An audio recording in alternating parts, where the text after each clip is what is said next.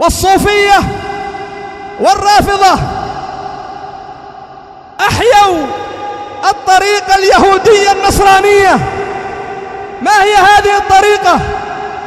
هي تلك التي لعن نبينا صلى الله عليه وسلم أصحابها وهو في سياق الموت، فقال عليه الصلاة والسلام: لعنة الله على اليهود والنصارى اتخذوا قبور أنبيائهم مساجد. وقبل أن يموت ب5 قال عليه الصلاة والسلام: ألا وإن من كان قبلكم كانوا يتخذون قبور أنبيائهم وصالحيهم مساجد، ألا فلا تتخذوا القبور مساجد فإني أنهاكم عن ذلك.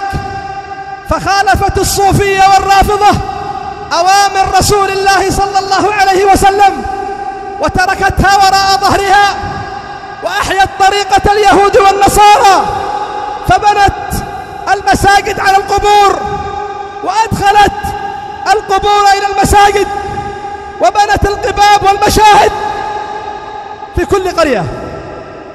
كانت تحرص الصوفية في هذه المناطق في جنوب اليمن، تحرص على أن تجعل في كل قرية قبرا وقبة يزعمون أنه ولي، حتى يتعلق الناس به، حتى يعبده الناس من دون الله تبارك وتعالى، فيصرفون له الذبح ويصرفون له النذر ويطوفون به ويجعلون يوما لزيارته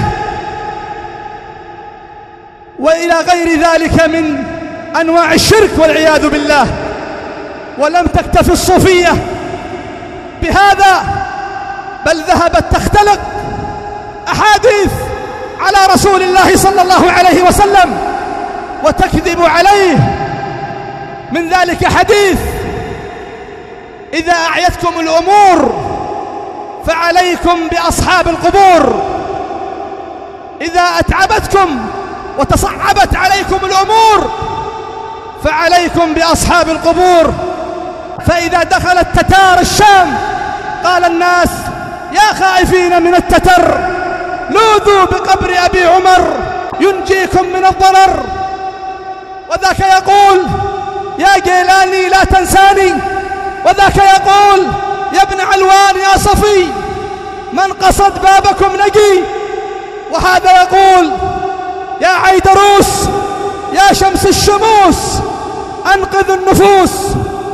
هكذا اتفقت الصوفية والرافضة في إحياء هذه السنة اليهودية النصرانية من دعوة الناس إلى الشرك وترسيخ الشرك وإحيائه في هذه الأمة.